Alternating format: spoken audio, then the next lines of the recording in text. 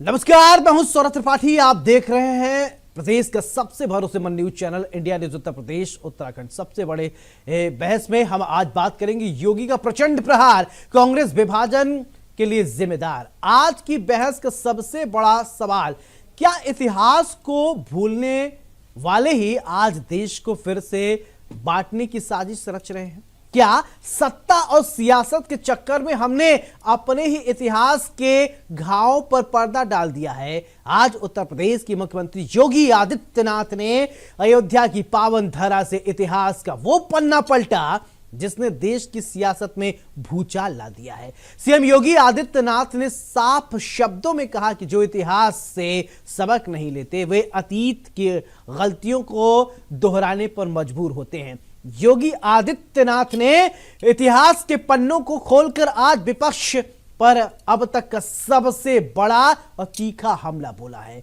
अयोध्या से लेकर लखनऊ तक सीएम योगी आदित्यनाथ ने साफ कहा है कि कांग्रेस और सपा जैसी पार्टियां ही 1947 के विभाजन और लाखों मासूमों के कत्लेआम की असली गुनहगार हैं। योगी आदित्यनाथ ने बिना लाग लपेट कहा कि अगर 1947 में नरेंद्र मोदी और प्रधानमंत्री देश के पास जैसा होता तो किसी की हिम्मत नहीं थी कि भारत का एक भी बाल बांका कर सके।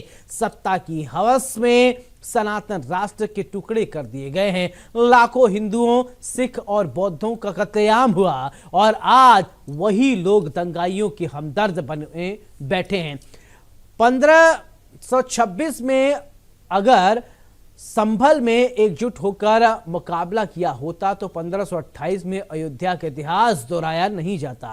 हम बटे थे इसीलिए तो कटे थे। वहीं सीएम योगी आदित्यनाथ ने याद दिलाया कि कैसे संभल में 67 तीर्थों पर कब्जे हुए, कैसे हरिहर मंदिर तोड़कर गुलामी का ढांचा खड़ा कर दिया गया। आज जो लोग मुजफ्फरनगर और सहारनपुर के दंगाइयों को मुख्यमंत्री आवास में बुलाकर सम्मानित करते थे, वही लोग विभाजन के जिम्मेदार लोगों के नाम पर बनी यूनिवर्सिटी के पैरोकार भी बने फिरते हैं। तो सवाल यही, हिंदुओं पर चोट किसकी नीयत में खोट, संभल में रावण राज तीखा अंदाज और सबसे बड़ा सवाल योगी का प्रचंड प्रहार, कांग्रेस विभाजन के लिए जिम्मेदार। तो चलिए शुरू करते हैं सबसे बड़ी बहस, लेकिन उससे पहले मुख्यमंत्री योगी आदित्यनाथ का वो हम बयान आपको सुनाते हैं जिस पर हम करने वाले हैं बड़ी बहस। रामलला के प्राण प्रतिष्ठा कार्यक्रम में आने का विरोध किए हो, जिन लोगों ने श्री राम जन्मभूमि से जुड़े हुए पूरे आंदोलन का विरोध किया हो, जो लोग राम भक्तों पर गोलियां चलाए हो, वे आज अपने आप को राम भक्त घोषित करके लोगों के चेहरों पर, राम भक्तों के चेहरे पर धूल झोंकने का कुत्सित प्रयास भी कर रहे हैं। इन्होंने देश की कीमत पर सत्ता प्राप्त की थी। 1947 में अगर कांग्रेस एक बार अड़ गई होती तो देश का विभाजन नहीं होता, देश का दुर्भाग्यपूर्ण विभाजन नहीं होता, देश का विभाजन नहीं होता और सरकार शक्ति के साथ रोकी होती। कोई लौह पुरुष सरदार वल्लभ भाई पटेल या कोई नरेंद्र मोदी जैसा देश का प्रधानमंत्री होता तो लाखों हिंदुओं का कत्लेआम नहीं होता। 1526 में, आज से 500 वर्ष पहले, आज का जो संभल है, इस संभल में श्री हरिहर मंदिर को तोड़ करके वहां पर एक गुलामी का ढांचा खड़ा कर दिया गया। 1528 में अगर उसकी प्रतिकार 1526 में एकजुट होकर के संभल में हुई होती तो कदाचित 1528 अयोध्या में दोहराने का दुस्साहस कोई ही नहीं करता। कमी थी तो एकता की कमी थी, एक दिशा में, एक स्वर में, एक साथ चलने की कमी थी। हम बटे थे और इसीलिए तो कटे थे। 14 अगस्त 1947 को आजादी के एक दिन पहले तब केवल हिंदू और सिख ही नहीं कटा था, तब भारत भी कटा था। है क्या? हम लोग केवल अपने धर्म ग्रंथों में संबल की चर्चा पाते थे। श्री हरि विष्णु का जो 10वां अवतार होने जा रहा है उसी संबल में होने जा रहा है, ये मान करके हम लोग ये मानते थे कि संबल में होगा। लेकिन इस प्रकार की अराजकता हो, इस प्रकार का रावण राज हो, ये कल्पना नहीं थी। और उसके बाद जब हमने वहां पे पूरी एक टीम लगाई कि भाई देखो ढूंढो क्या है वहां, तो पता लगा कि साहब संबल में केवल हरिहर मंदिर नहीं है, 67 तीर्थ थे वहां, 67 तीर्थ, 19 कूप थे, ये सब पे कब्जा हो गया है। हमने कहा इसको खाली करवा लो, अब खाली करवाओ इनको। अहमदाबाद के नवाब की पूरी प्रॉपर्टी को बचाने के लिए कांग्रेसियों ने एड़ी चोटी लगा ली, एड़ी चोटी लगा ली कि किसी प्रकार से वो प्रॉपर्टी बचे, जबकि मुस्लिम लीग का ट्रेजरर था वो व्यक्ति।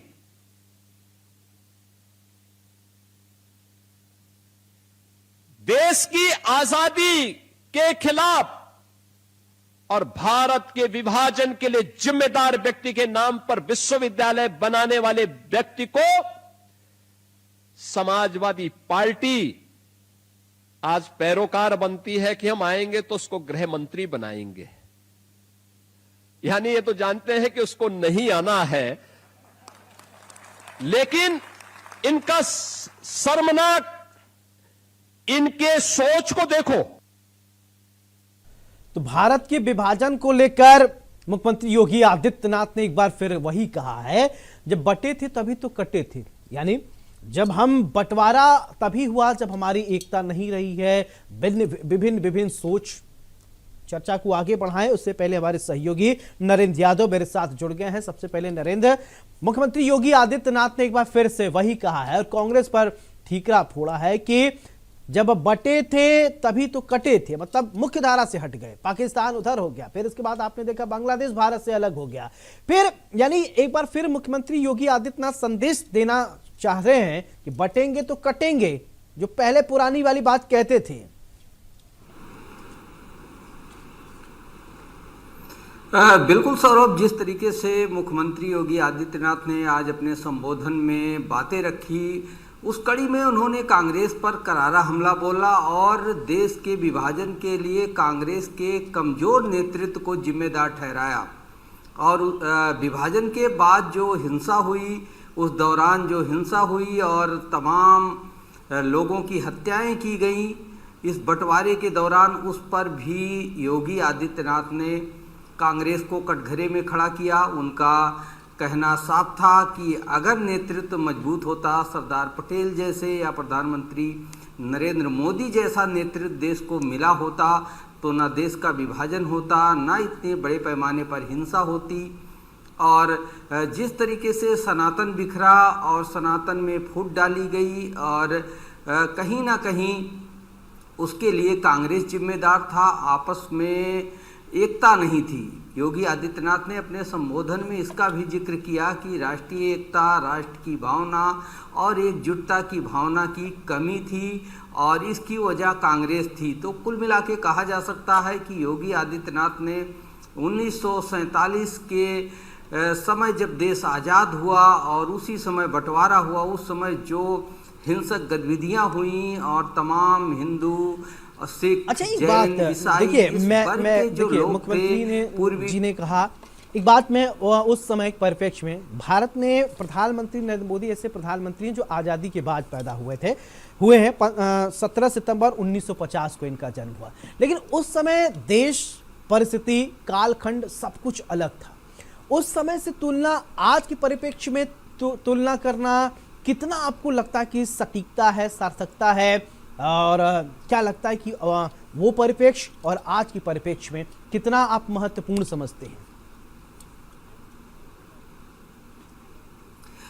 देखिए सौरभ, सबसे बड़ी बात होती है कि जो पार्टी सत्ता में होती है या सत्ता के बाहर होती है, वो एक दूसरे राजनीतिक दल को कमजोर दिखाने के लिए इस तरीके के संबोधन करते हैं। और लगातार भारतीय जनता पार्टी ये कह रही है कि प्रधानमंत्री नरेंद्र मोदी एक सशक्त और मजबूत प्रधानमंत्री है। इसीलिए योगी आदित्यनाथ ने कहा कि जो व्यक्तित्व, जो मजबूती और जो दृढ़ इच्छा शक्ति प्रधानमंत्री नरेंद्र मोदी में है, उन जैसा नेतृत्व अगर मिला होता तो न देश का बंटवारा होता, न इतने बड़े पैमाने पर हिंसा होती। उस समय के जो तत्कालीन राजनेता थे जिन्होंने कई रियासतों को भारत से जोड़ा था, उनका भी उन्होंने जिक्र किया। उन्होंने सरदार पटेल का भी नाम लिया कि अगर सरदार पटेल देश के प्रधानमंत्री होते तो जो हुआ शायद वो न होता, देश का बंटवारा होने से बच जाता और जो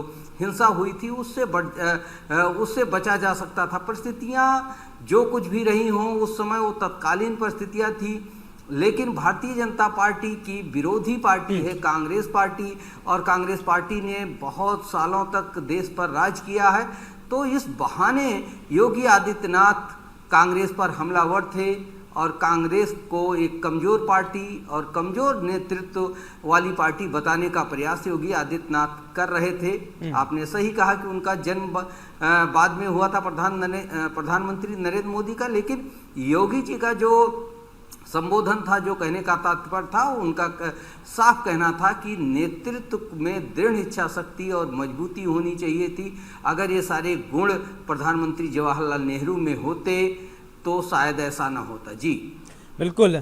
अब देखिए, अगर मान लीजिए तुलनात्मक बात ऐसी कही जाती है, अगर यही ऐसे एक तुलना ये किया जाए, हम अभी बात ऐसी कर रहे हैं, तो कोई ये तुलना कहे भाई शिकागो में जिस तरीके से स्वामी विवेकानंद जी ने स्पीच दिया, भाषण दिया, जिसको दुनिया ने सुना समझा, आज तक वैसा किसी ने शायद भाषण नहीं दिया। क्या अभी परिप्रेक्ष्य में कोई है क्या स्वामी विवेकानंद जैसे भाषण देने वाला ओजस्वी प्रखर वक्ता आज के समय में? आपको कोई लगता है? अगर तुलनाओं की अगर बात करें तो तुलना किसी से भी कुछ भी किया जा सकता है।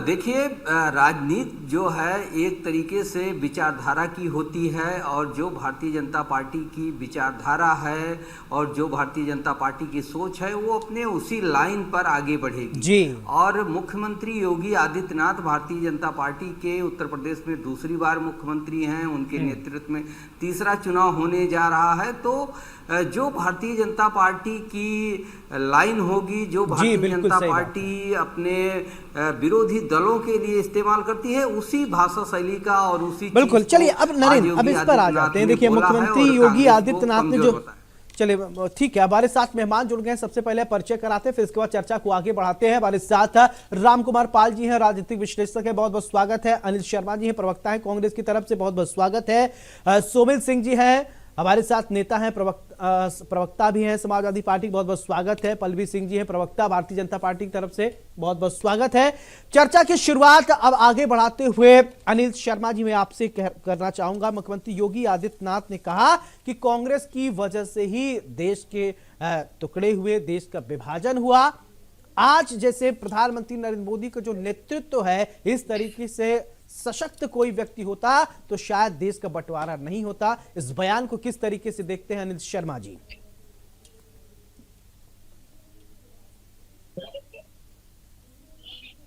अनम्यूट कर लीजिए अनिल जी। जी जी बोलिए। सौरभ जी, आपको साधुवाद, आपके चैनल को साधुवाद कि आपने इस मुद्दे को उठाने का काम। देखिए, समझना पड़ेगा कि आज भारतीय जनता पार्टी देश और प्रदेश की विकास के संबंध में बात नहीं करती, रोजगार के संबंध में बात नहीं करती, इन्हें इतिहास याद आता है। बहुत अच्छी बात है, इतिहास याद आना भी चाहिए। इनसे एक प्रश्न यह भी किया जाना चाहिए कि उस वक्त मुस्लिम लीग के साथ हिंदू महासभा खड़ी हुई, भारतीय जनता पार्टी का दूर दूर तक कोई अता पता नहीं था। और आजादी के बाद इनकी दूसरा पूरा पुराना संगठन जनसंघ के नाम से जो था उसका उदय हुआ जी। तो जब ये मुस्लिम लीग के साथ मिलकर वहां सरकारें चलाते थे, आजादी की लड़ाई के समय पर ये अंग्रेजों की गुलामियत करते थे, तब इनको क्या हक बनता है कि जवाहरलाल नेहरू जी की तरफ ये उंगली उठाने का काम। हाँ। आज इनकी इतनी हैसियत नहीं है कि ये बार बार पर जो कहते हैं ना कि इस बात के लिए नेहरू जिम्मेदार, नेहरू जिम्मेदार। नरेंद्र मोदी होते तो क्या कर लेते। चीन कितना हिस्से तक अंदर खिसक आया, मोदी जी रोक पाए। आरडीएक्स जम्मू कश्मीर में आ जाता है, आज तक उसका पता लगा पाए। एक के बदले 10 सिर 20 सिर लाने का वायदा करते थे, कितने सिर ला पाए। बहुत सारी ऐसी बातें हैं, ये केवल दकियानूसी बातें जरूर करते हैं। इनको क्योंकि चुनाव नजदीक है, लोगों की भावनाओं को भड़काने का काम करना है जी। वास्तविकता ये है कि इनसे उत्तर प्रदेश नहीं संभला, और अब जब चुनाव आ रहा है, नौजवान बिल्कुल इनके विपरीत जा चुका, किसान इनके विपरीत जा चुका, महिलाएं इनके विपरीत है, सरकारी कर्मचारी इनके विपरीत है। जब इनको लगता है कि सत्ता इनकी जाने की कगार पर है, तब ये लोगों की भावनाओं से खेलने का काम करते हैं। धार्मिक उन्माद को फैलाने का इनकी बहुत पुरानी आदत रही है। मैं एक छोटा सा प्रश्न करना चाहता हूं। भारतीय जनता पार्टी जिसका बायलॉज कहता है कि यह गांधीवाद और समाजवाद पर बना हुआ संगठन है, लेकिन अपने ही बायलॉज से अलग हटकर ये धार्मिक उन्माद फैलाने में लगे हुए हैं, लोगों को बांटने का काम करते हैं। ये प्रदेश और जनता से जो वायदा करके जो वोट लेते हैं। चलिए मैं एक जल्दी प्रतिक्रिया ले लेता हूं, फिर इसके बाद और आगे बढ़ाता हूं चर्चा को। तो हमारे साथ सुमिल जी, मेरा सवाल ये कि मुख्यमंत्री योगी आदित्यनाथ के इस बयान को कैसे आप देखते हैं कि देश का बंटवारा जो हुआ उसके लिए जिम्मेदार कांग्रेस है, क्या कहेंगे आप? देखिए, पूरी तरह से ये जो बयान है इसका कोई सिर पैर नहीं है। देश के बंटवारे के पीछे कांग्रेस कैसे जिम्मेदार हो सकती है? ये तो उस समय जब अंग्रेज भारत छोड़ के गए थे तो उन्होंने एक शिगुफा छोड़ा था। उस शिगुफा की वजह से आखिरकार भारत और पाकिस्तान को अलग होना पड़ा। और योगी आदित्यनाथ जी आरएसएस और भाजपा को देश के बारे में, देश की आजादी के बारे में कहने का कोई हक नहीं, क्योंकि उनका कोई योगदान नहीं रहा देश की लड़ाई में। जब देश में आजादी की लड़ाई चल रही थी तो इनके योगदान तो समाजवादी पार्टी भी नहीं रहा है। समाजवाद तो क्यों, भगत सिंह जी से बड़ा समाजवादी कौन रहा है? समाजवादी पार्टी की स्थापना कब हुई है सौरभ जी? जरा अपनी जानकारी बढ़ाइए। क्या जानते हैं आप समाजवाद और समाजवादी के बारे में? नहीं, आप बता दीजिए, इसीलिए तो आपको बुलाए हैं। नहीं, आप समाजवाद का अर्थ बता दीजिए, मैं सब बता दूंगा। हाँ। समाजवाद का क्या अर्थ होता है अब आप बताइए, इसीलिए तो आप आए हैं, आप समझाइए। हमने तो ये सवाल नहीं किया कि समाजवादी पार्टी थी कि नहीं, सवाल आपने किया। आप बताइए कि समाजवाद मतलब होता क्या है? आप बताइए, आपका समाजवाद क्या है? समाजवाद का मतलब समानता होता है। जो गैर समानता के खिलाफ लड़ाई लड़ता है, जो हर किसी को एक समान नजर से देखता है, जिसके लिए कोई धर्म कोई जाति मायने नहीं रखती, वो समाजवाद होता है। भगत सिंह जी से बड़ा समाजवादी कौन था? भगत सिंह जी भी तो समाजवादी विचारधारा के थे। आखिरकार उनसे बड़ा लड़ाई में योगदान किसका रहा? तो जो भारतीय जनता पार्टी के लोग माफीनामा लिखा करते थे, उन्हीं का पक्ष आज योगी आदित्यनाथ जी रख रहे हैं। अरे ये बताएं कि राम मंदिर में जो चढ़ावा चोरी हुई, उस पे नहीं, अभी चढ़ावा चोरी हुआ, उसके पीछे जिम्मेदार कौन है? नहीं, अभी इसी पे कब तक इतिहास? नहीं, आप ये बताइए सौरभ जी, कब तक इतिहास के बातों में आपको उलझा करके वो राज करते रहेंगे? जो हुआ सो हुआ। आज हमारा देश तरक्की कर रहा है, और इनके शासनकाल से ही नहीं तरक्की कर रहा है। जब देश आजाद हुआ था तो एक सुई तक नहीं बनती थी देश में, चाहे वो हरित क्रांति हो, चाहे वो लैपटॉप और मोबाइल, इन सब चीजों को लाने की बात हो, ओएनजीसी और जो तमाम सरकारी कंपनियां हैं, आईजीसीएल, मतलब बहुत सी कंपनियों को लाने का काम तो कांग्रेस ने किया। आपका क्या योगदान रहा देश की लड़ाई में, और देश आजाद होने के बाद आपका क्या योगदान रहा? इसका जवाब पल्लवी जी देंगे। ठीक है पल्लवी जी, इसका जवाब दीजिए। देखिए, आप कह रहे हैं कि आपका आजादी में, देश की आजादी में क्या आपकी भूमिका रही है, जो आप प्रश्न उठा रहे हैं? जी बिल्कुल, इसका जवाब देना चाहूंगी सौरभ जी। संघ के संस्थापक डॉक्टर हेडगेवार ने 1925 में आरएसएस की स्थापना से पहले, उसके बाद भी 1921 के असहयोग आंदोलन और 1930 के जंगल सत्याग्रह में भाग लिया था। इसके लिए जेल भी गए थे। इसके बाद इनका, हेडगेवार जी का मेन उद्देश्य क्या था कि राजनीतिक स्वतंत्रता के साथ साथ समाज को वैचारिक, सांस्कृतिक और मानसिक रूप से संगठित व सशक्त बनाए। और 1947 में जब देश का विभाजन हुआ, उस समय संघ के स्वयं सेवकों ने पाकिस्तान से आने वाले हिंदू सिख शरणार्थियों की मदद की, रिलीफ कैंप चलाए, सांप्रदायिक दंगों के दौरान लोगों की सुरक्षा में योगदान दिया। आजादी के बाद 1954 में संघ ने के सेवकों ने पुर्तगाली शासन के खिलाफ संघर्ष करके दादरा और नागर हवेली को मुक्त कराया। तो ये तो कुछ तो लोग कहेंगे कि लोगों का काम है कहना, वही वाला हाल है कि ये एक उन्होंने एक बना रखा है, लोगों के मन में एक नैरेटिव सेट करना चाह रहे हैं कि भारतीय जनता पार्टी आरएसएस ने कभी आजादी के समय में कोई भाग नहीं लिया। उसके बाद बात हो रही थी कि हमारे समय में चाइना जो है आगे आ गया। देखिए, चाइना का भारतीय सीमा के अंदर बड़े पैमाने पे घुसपैठ जब हुआ है 1962 के समय हुआ है, ये आप चेक कर सकते हैं। 20 अक्टूबर को जो लड़ाई हुई थी, चीनी सेना ने लद्दाख का अक्साई जो क्षेत्र है इस समय अरुणाचल प्रदेश में आता है, वो बाकायदा उनके कब्जे में आ गया था, जो आज भी नियंत्रण में है। तो ये कहना कि हमारे समय में चाइना अंदर आया है, ये तो बिल्कुल गलत बात अच्छा है। पल्लवी जी, तो एक बात और देखिए, करके सुमित जी ने एक और सवाल उठाया, उसका भी जवाब दीजिएगा। कब तक हम इतिहास के पन्नों में ही उलझे रहेंगे, उससे कब निकल पाएंगे क्या? सौरभ जी, इतिहास को ही देख के हम आगे बढ़ते हैं, भविष्य तो आगे है। तो यदि हम अपने इतिहास को चेक नहीं करेंगे, पढ़ेंगे नहीं, उसका अध्ययन नहीं करेंगे, तो हम आगे कैसे बढ़ेंगे? ये तो एक फैक्ट है, ये तो साइंटिफिकली ये प्रूव है। Until unless you check your history, आप आगे कैसे बढ़ोगे? तो इसमें तो ये बिल्कुल हमें और हमारे जो आने वाली पीढ़ी है, जेनजी की बात हम करते हैं, हम आज के लोगों की बात करते हैं, आपको नहीं लगता उनको अपना इतिहास पता होना चाहिए पूरी तरीके से? तो ये तो बहुत जरूरी है कि समय समय पे बिल्कुल ये जो 14 अगस्त को जो विभाजन, ये जो पार्टीशन हुआ था, उस समय कितने लोगों ने जो वो दंश झेला था, जो त्रासदी थी, उसको जो किसी राजनीतिक चश्मे से मत देखिए। उस समय करोड़ों लोग प्रभावित हुए थे, बड़े पैमाने पे हिंसा हुई थी, विस्थापन हुआ था। और आज की जो स्मृति दिवस मनाया जाता है, इसका उद्देश्य है कि पीड़ितों को, उनकी पीड़ा को याद करना। बहुत सारे उनके परिवार के लोग हैं जो उस दंश को अभी भी भुला नहीं सकते। ठीक है राजकुमार जी, ठीक है राजकुमार जी हमारे साथ है। राजकुमार जी, सर मैं आपसे ये समझना चाहता हूं, अब मुख्यमंत्री योगी आदित्यनाथ कह रहे हैं कि कांग्रेस की वजह से ही देश का बंटवारा हुआ।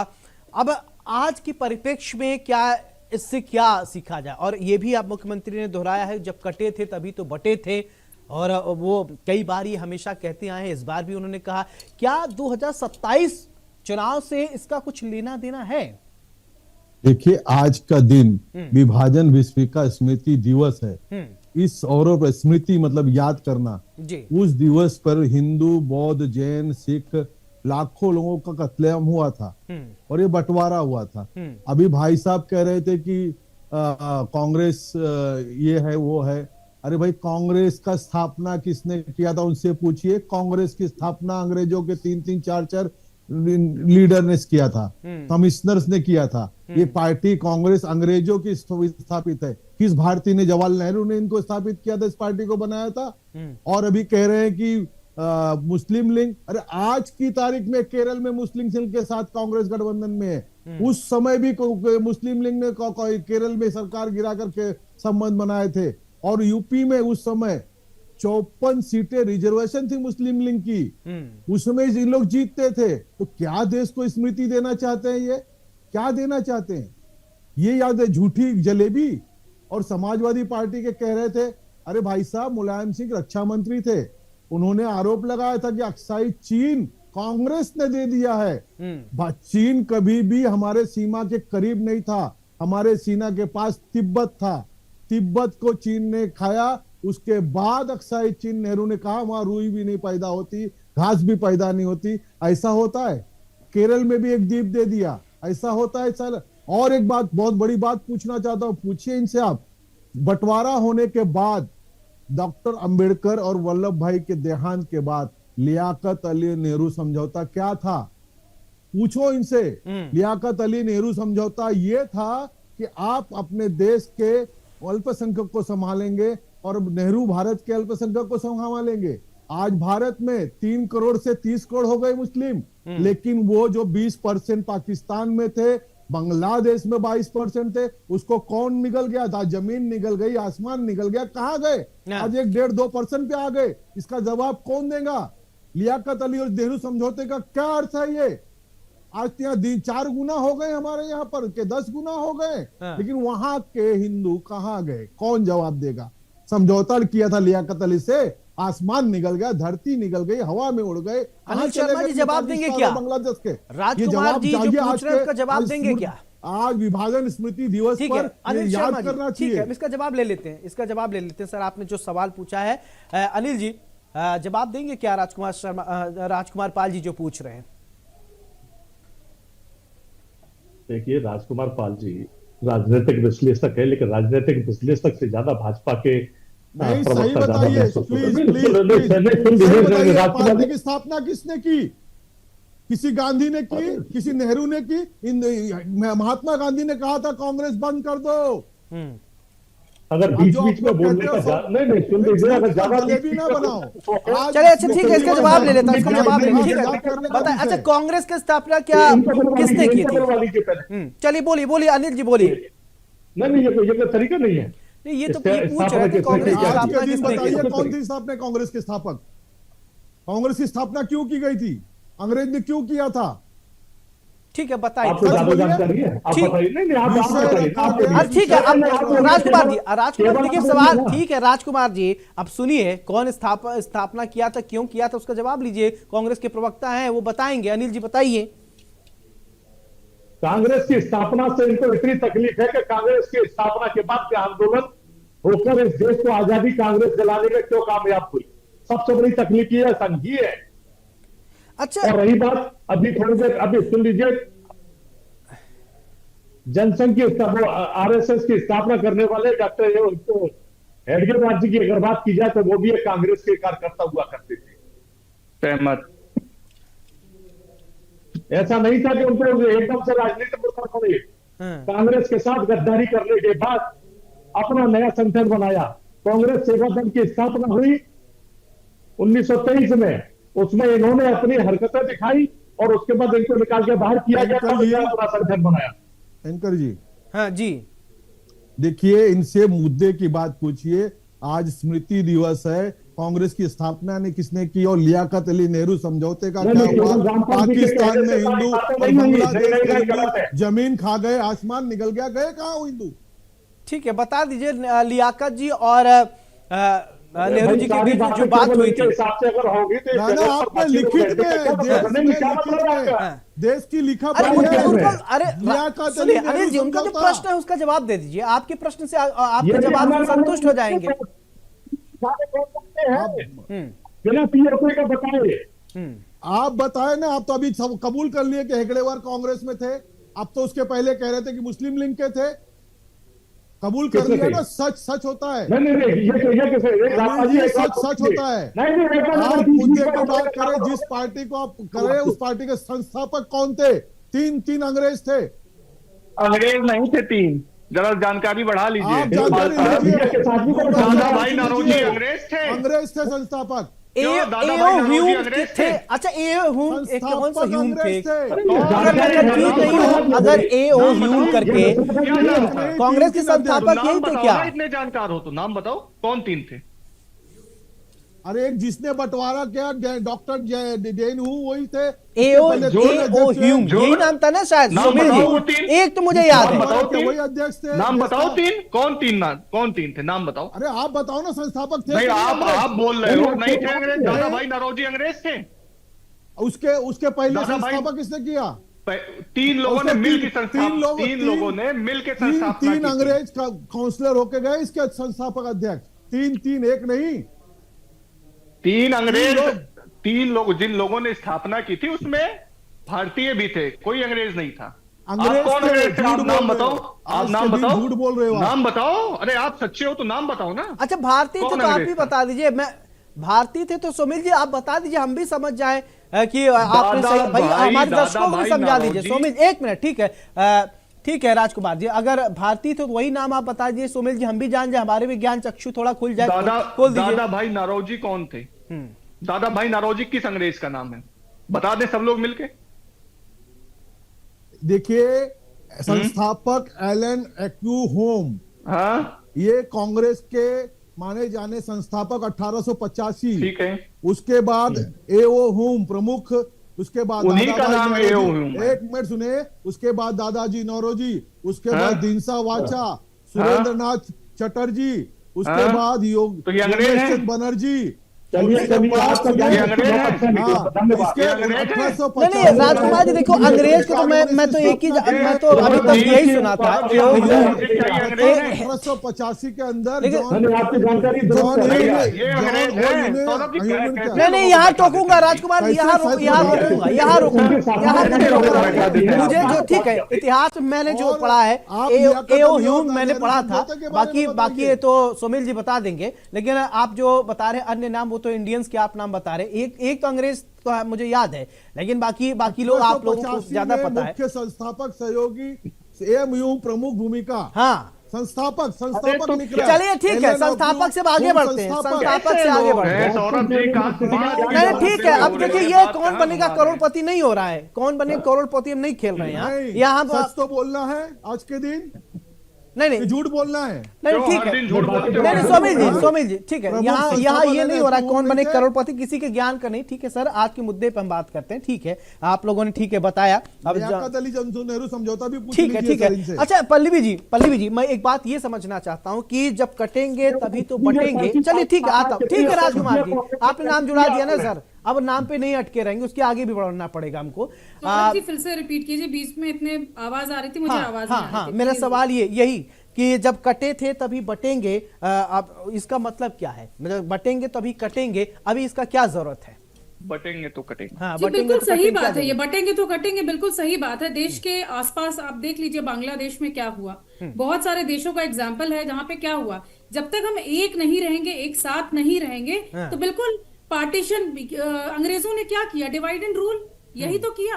तो अगर हम साथ में नहीं रहेंगे तो बिल्कुल वही स्थिति हो जाएगी जो पहले थी। अभी बात हो रही थी कि हेडगेवार जी ने गद्दारी की। देखिए कांग्रेस की जो नीतियां थी, स्पेशली जो मुस्लिम तुष्टीकरण और हिंदू और मुसलमान एकता की बात करके उसमें मतभेद जो कर रहे थे, उसकी वजह से उन्होंने दूरी बनाई, उसकी वजह से उन्होंने जाके छोड़ा है कांग्रेस। गौ रक्षा जैसे विषय पर बीच में मत बोलिए अनिल जी आपके बीच में मैं नहीं बोल रही थी, तो मेरे बीच में प्लीज मत बोलिए। जब मैं सुन रही हूँ तो मेरी बात सुनिए, बाकी जहां पे आपको बात करनी करिए।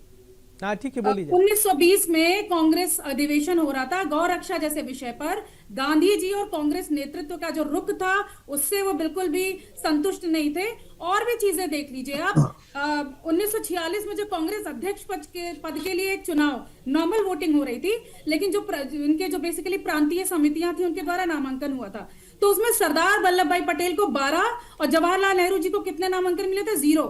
लेकिन महात्मा गांधी जी की इच्छा और पटेल जी द्वारा स्वयं उन्होंने नाम वापस ले लिया, क्योंकि उनपे प्रेशराइज किया गया उनको। इस वजह से नेहरू जी को अध्यक्ष बनाया गया, बाद में उनको अंतरिम सरकार का प्रमुख बना के। तो इसे क्या कहेंगे? ये तो वोट चोरी है, वोट चोरी का आरोप लगाते हैं ना, ये गद्दारी है। इस तरीके की नीतियों से कौन नहीं छोड़ देगा कांग्रेस। और रही बात कांग्रेस छोड़ने की, देखिए स्वतंत्रता से पहले एक ही पार्टी यहाँ पे थी, उसी से निकल के बाकी दल बने। ये फैक्ट है। कांग्रेस पार्टी कैसे ही उनकी नीतियों से परेशान होके बहुत सारे लोग निकल के उन्होंने अपनी अलग अलग। चलिए अनिल जी अब आप बोलिए, अब थोड़ा करके सबको मौका बराबर दूंगा आपको। ठीक है, अब कोई जीके क्विज नहीं होगा। ठीक है, अब मुद्दों पर ही बात करेंगे। ठीक है अनिल जी बोलिए, क्या कहेंगे, क्या कह रहे हैं, जवाब दीजिए। देखिए सबसे बड़ी बात है त्रिपाठी जी, चैनल पर जो लोग बैठते हैं ना, आधी अधूरी जानकारी के साथ बैठते। 1942 की बात कही कि 1942 में इलेक्शन हुआ, जवाहरलाल नेहरू चुने गए। मैंने 46 कहा है, 42 नहीं। पहली बात तो अनिल जी 46, तो आपको मैं रेक्टिफाई कर दूं। सुन ली। उस वक्त आपके संतुष्ट नहीं थे हेडगेवार जी। हेडगेवार जी 1923 में आपने दोनों बातों को मिक्स कर दिया। मैंने उस समय जो इलेक्शन हुआ उसकी बात की, मैंने हेडगेवार जी की बात, आपने डेट्स नहीं अब आपने भी बात रख दी। पल्लवी जी आप बीच में नहीं बोल रही हैं, अब आपने बात रख दी, आप काउंटर भी ले लीजिए, काउंटर जवाब ले लीजिए। आपने शायद ठीक से सुना नहीं। पहले आंसर ले लीजिए जो मैंने बोला। मैंने 1920 का एग्जांपल दिया है। If you want you can rewind it and check. 1920 बोला है मैंने, 46 में आप कहां? राजकुमार पाल भी कह रहे हैं कि झूठ बोला जाए। अच्छा राजकुमार क्या झूठ? सर मैंने 1920 आप रहिए, मुझे मत करिए, मेरे दर्शकों को भी प्लीज बताइए। सौरभ जी को फैक्ट दीजिए। ठीक है, अब देखिए ठीक है, राजकुमार जी कह रहे हैं झूठ बोला। एक मिनट, मैंने 1920 बोला, 1923 बोला, हेडगेवार जी के उसमें रेफरेंस में। अच्छा, मैंने सरदार वल्लभ भाई पटेल मैं जी एक मिनट रुकिए इलेक्शन प्लीज। के बाद की तो 1946 बोला, so please don't mix these thing. अच्छा अलग ठीक अलग है, मत, ओके गलत ओके मत बोलिए। ठीक है, एक सेकंड। राजकुमार जी, आप कह रहे हैं कि मेरे चैनल पे झूठ बोला जा रहा है, क्या बोला जा रहा है तो आप करेक्ट करिए, दर्शकों को भी मैं बता ये दीजिए। बोलना चाहता हूं, इसके प्रमुख संस्थापक एलन ऑक्टिव 1885 में हुई है, 1942 की बात ना करें। 1885 में कांग्रेस की स्थापना हुई है। एलन, आप अपने चैनल के पूछ के बता सकते हो, आप उसकी रिसर्च कर सकते हो। तो 1942 नहीं, 1885 में जी। एलन ऑक्टिविस होम ने इसकी 1885 में स्थापना की है, इस कांग्रेस की, भारतीय राष्ट्रीय कांग्रेस की।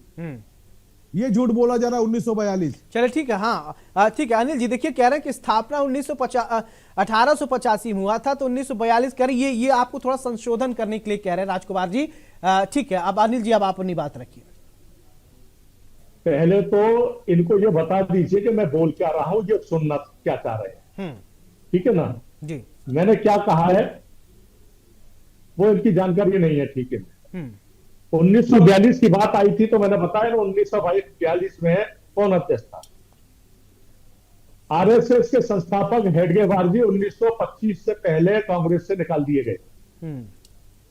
निकाल और नहीं उसके दिए बाद गए थे, प्लीज चेक कीजिए अपने फैक्ट्स, वो निकल गए थे। जो आपकी नीतियां थी यूपीकरण वाली, उसकी वजह से वो निकल गए थे। नहीं, आपको भी जानकारी नहीं है, फिर आपको भी जानकारी नहीं है। आप प्लीज चेक कर लीजिए, फैक्ट चेक कर लीजिए। तो 1925 में आरएसएस से प्लीज मत दीजिए, 2 साल के लिए हेडगेवार जी को आरएसएस से क्यों निकाल दिया गया था? प्लीज। आरएसएस से क्यों निकाल दिया गया था हेडगेवार को?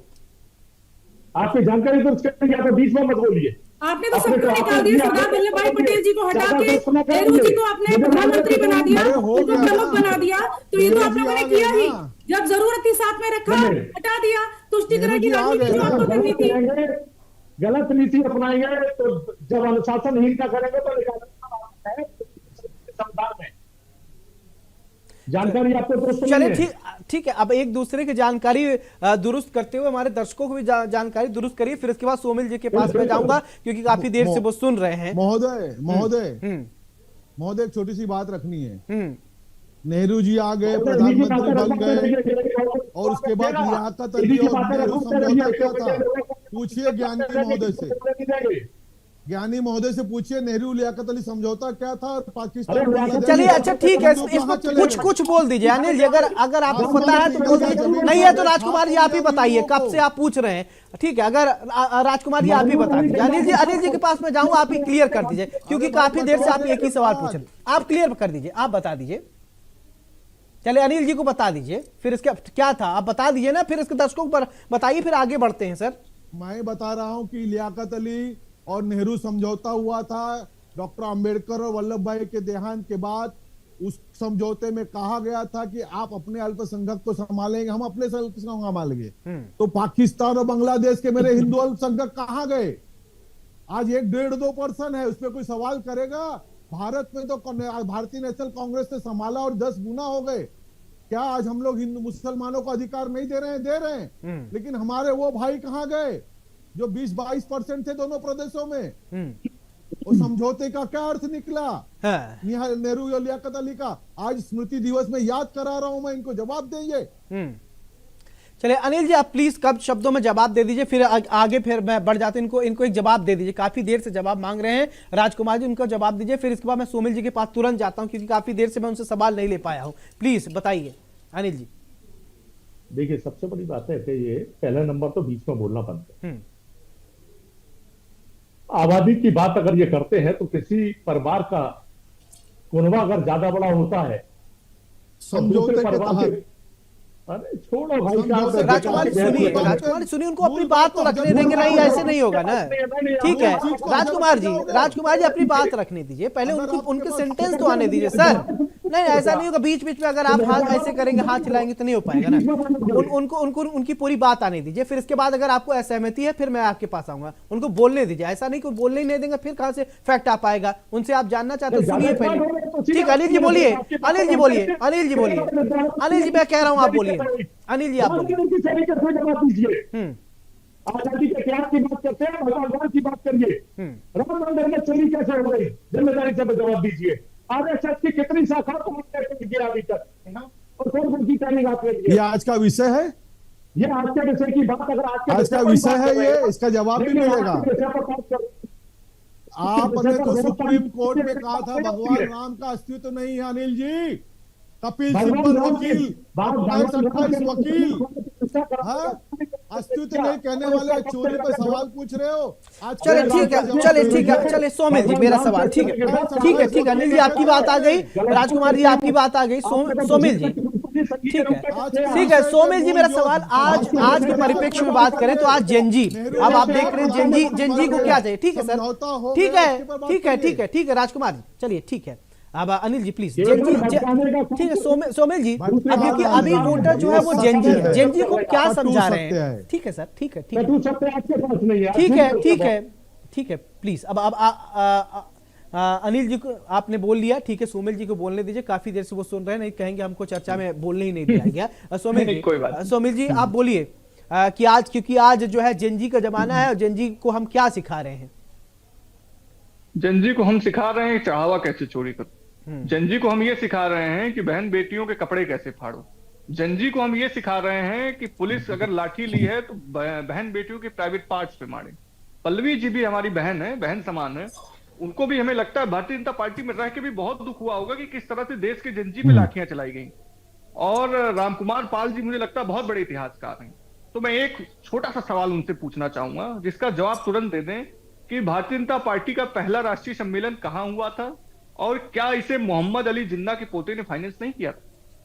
भारतीय जनता पार्टी की स्थापना कब हुई है पता है आपको? नहीं आप बताओ, आप बताइए ना। 1980 में हुई थी, तो पहले 2 सांसद थे। 1980 में स्थापना हुई थी, बहुत बड़े इतिहासकार बने बैठे। और आप बड़े समाजवादी, क्या मोहम्मद अली जिन्ना के पोते ने नहीं वहां फाइनेंस किया था? इतने बड़े देशभक्त हो, इतने बड़े राजभक्त हो, मुंह पे टीवी पे बैठ के बकबक करने से नहीं राजभक्त बन जाओगे। आप मुलायम क्या मोहम्मद अली जिन्ना के पोते ने फाइनेंस नहीं किया था? सौरभ जी से पूछिए। अगर ये बहुत बड़े राजनीतिक विश्लेषक हैं, बहुत बड़े राजनीतिक विश्लेषक हैं और बहुत बड़े जानकार हैं, इतिहासकार हैं, तो अगर है औकात तो हैसियत तो मुंह से निकाल दे कि हाँ मोहम्मद अली जिन्ना के पोते ने भारतीय जनता पार्टी के पहले राष्ट्रीय सम्मेलन को फाइनेंस किया था। नहीं जानते हो क्या? अनपढ़ बन गए? सारी सारा इतिहासकारी निकल गई है, सारी इतिहासकारी निकल गई। नटवाडिया कौन था? सच है, नटवाडिया बॉम्बे डाइंग कंपनी के जो मालिक हैं वो कौन है? बहुत बड़े इतिहासकार हो, राजनीतिक विश्लेषक हो, बता दो कौन है वो एफए दिनसा वाचा कांग्रेस के अध्यक्ष थे। अरे कहां कांग्रेस के अध्यक्ष पे चले गए मेरे भाई? ये बताओ कि नटवाडिया कौन थे? नटवाडिया बॉम्बे डाइंग कंपनी के मालिक कौन है? दीना जिन्ना कौन है? दीना वाचा के परिवार से। दीना अरे भाई गजब झूठे लोग हैं, गजब फरेबी लोग हैं। दीना जिन्ना कौन है? इतनी उम्र हो गई, तुमको शर्म नहीं आती? शर्म नहीं आती? इतनी उम्र हो गई, देखिए सोमेश जी थोड़ा इस तरीके से शब्दावली, तू तलाक पे नहीं, देखिए वरिष्ठता को आपको सम्मान करना पड़े, तू तलाक नहीं, डिबेट नहीं है। 1947 की बात कर रहे हो, 1980 की बात करने में क्यों डर लग रहा है? दिनसा वाचा का अगली बार से जब किसी को चैनल पे बिठाइए दिनसा वाचा का इस तरह से पार्शियलिटी करने वाले इंसानों को राजनीतिक विश्लेषक बना के नहीं बैठाया जाता है।